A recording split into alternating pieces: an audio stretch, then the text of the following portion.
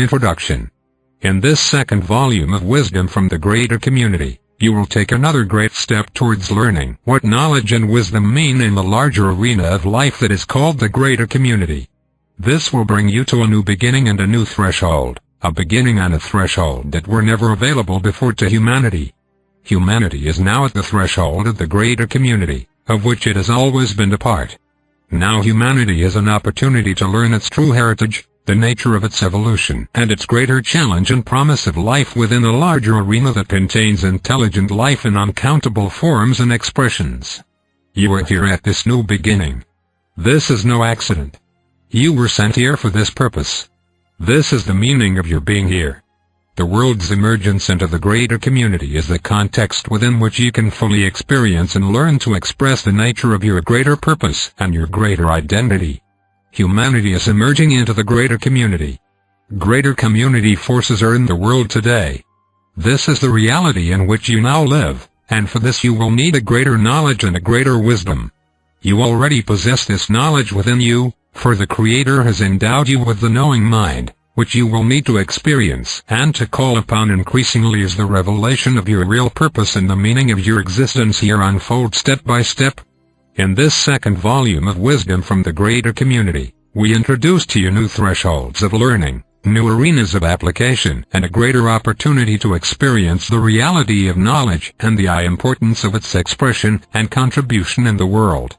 Here you will have the opportunity to begin to learn about the Greater Community, about the mental environment, about the meaning of discernment and discretion, and the great application of the Greater Community way of knowledge as it pertains to every aspect of your life as you know it today and as you will need to know it in the future. We bring this great teaching to you from the Creator, for this teaching represents a new testament of the Creator's presence and will within the world, and a new expression of your divinity and your intrinsic association and relationship with life around you. We bring with us a promise, a confirmation and a great challenge. The promise is that your purpose and your calling in the world may become fully realized within the context of the world's emergence into the Greater Community. Here you will finally come to understand why you have a unique nature and a unique design. This will enable you to discover who your designer is. The confirmation is that you will come to realize what you know and what you have always known, and this will restore to you your self-respect, your ability to love and the greater strength that has been given to you. And, yet, we bring you a challenge as well. A challenge to learn what knowledge and wisdom mean within the Greater Community, and why they are necessary both to heal the great problems that humanity faces within the world, and to face the greater challenge of encountering intelligent life from the Greater Community.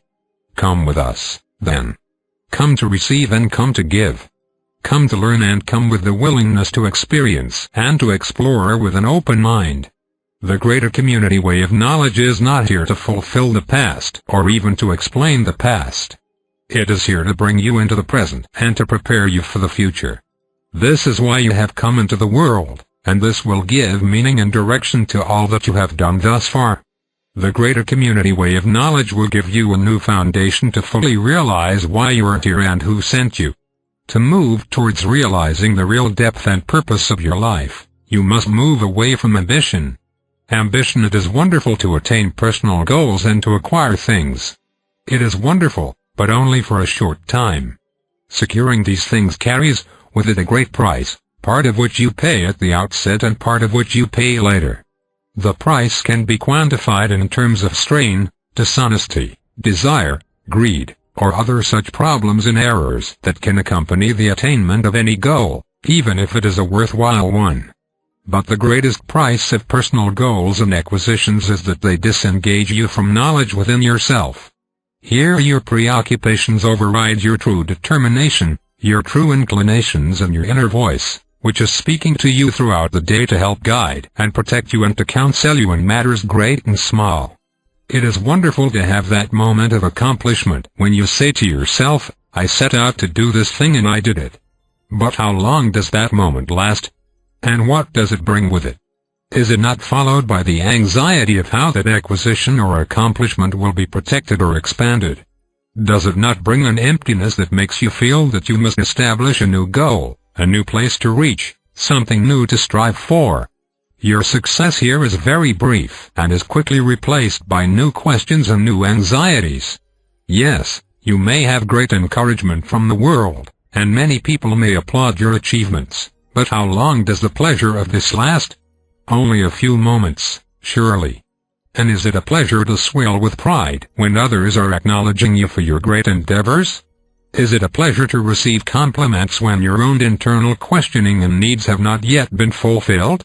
So, you set out to strive again, dealing with many adversities, planning, working feverishly to attain another height which will give but only a momentary pleasure and sense of satisfaction. Indeed, consider the costs, both before and after the achievement if it is made, and then weigh this against the pleasure or satisfaction that are yielded as a result. If you can look at this honestly and clearly, using your own life as a demonstration as well as the demonstration of others, surely you will see what a vain and desperate pursuit this is, how little is accomplished that is lasting and meaningful, and how little happiness is generated in the world. Even if you have sought to accomplish something and have done so in as ethical a manner as possible, without incurring injury or harm upon others, what has it cost you? Has not life passed you by the simple pleasures and wonderment, moment to moment, missed while you were intensely engaged in reaching your goal?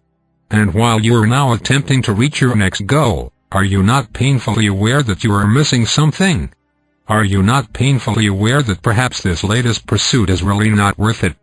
Perhaps owning or possessing the thing or this new ability is really not such a great accomplishment after all.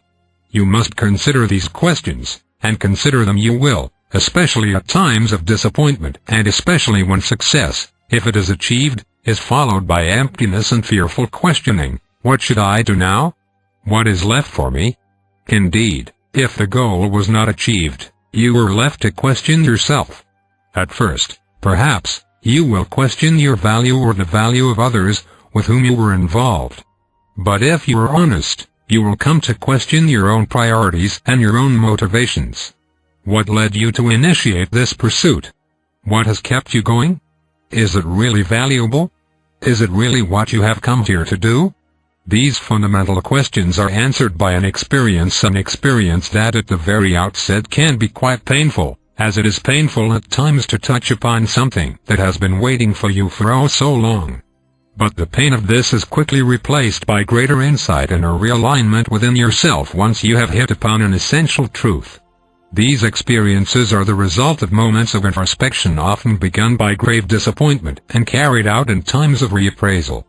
To move in a new direction, to move towards realizing the real depth and purpose of your life, you must move away from ambition. Here one of the first things that confronts you is the question, what do I do now? As if what you do represents who you are. For many people, this great disorientation is fraught with anxiety and the fear that without all their personal goals, nothing will be accomplished, nothing will happen, that there will be no happiness, no achievement, no value and no relationships, just emptiness and despair. This would be the case if knowledge did not live within you. If knowledge were not with you, all of your value would be derived by what you do and what you possess. But knowledge does live within you, a living reality beyond your personal desires and fears, beyond your personal ambition and personal anxiety, beyond even your individuality. It lives within you. It is great. It is still. Knowledge is living within you, but like your heart that is beating and your organs that are functioning, you are not aware of it. Throughout your whole life, your body works with very little awareness on your part, with very little appreciation and very little understanding. Knowledge is like that. It is working in you every minute, but it goes unnoticed because it is not part of your plans and ambitions. It is not part of your struggle to acquire things, to be someone and to defend yourself against loss. It goes unrecognized. Yet, even in this state it is serving you.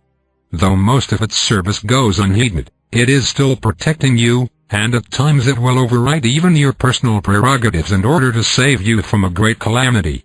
Yet, it does not intrude upon your personal life. It simply carries out its function to protect and sustain you and to move you in the direction of self-realization. It is a greater mind within you. So, while you are busy with your plans, goals, fears, anxieties and all of the fantasies and ideas that accompany them, Knowledge lives within you. But you are not with knowledge. Disappointment brings you to knowledge because, even if it is only for a brief moment, it illustrates the futility of many of your pursuits. This gives you pause to reconsider your motives and your primary endeavors. This reevaluation, in turn, can lead you to experience something new that has been within you all along. This discovery points you in a different direction, a direction that few have traveled. Therefore, it is mysterious. Its pathway is not unknown, however, because there are individuals who have journeyed that way and, though they made many errors in their journey, they paved the way for you.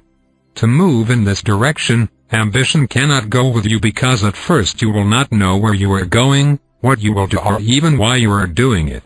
Though you may assign personal reasons in order to justify your involvement, your justifications and definitions will sooner or later prove to be inadequate to justify why you are choosing this way.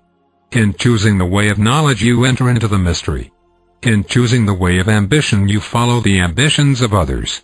Here you will have a great deal of company. As you follow your own ambitions, you will judge yourself and others very harshly, calling this group winners and that group losers, this group good and that group bad, all the while trying to be in the winning group. To choose a different way, you must first stop the ceaseless striving to have this, to be that, to attain this and to avoid that. You must stop driving yourself and be still for a time until you can sense that there is a different direction for you to go. This begins a period of critical fusion. For quite a while you will be wandering about in the desert, so to speak, not certain where you are going or what you're doing. Yet, you are actually going somewhere if you do not interfere.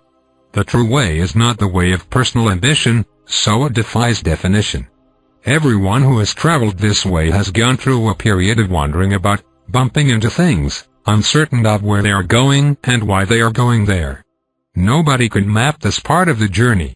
In light of your former ambitions and all of the standards and values that went with them, you may appear quite foolish, stupid and foolish, like a lost soul. But you are not lost. You are not nearly as lost as you were before, when you were struggling with yourself every day, beating yourself into submission to heaven to do and to be all those things that you thought were necessary for your happiness. You were lost then, for you were not available to knowledge. Even if you valued honesty, you could not be fully honest with yourself before because you could not sense your deeper inclinations.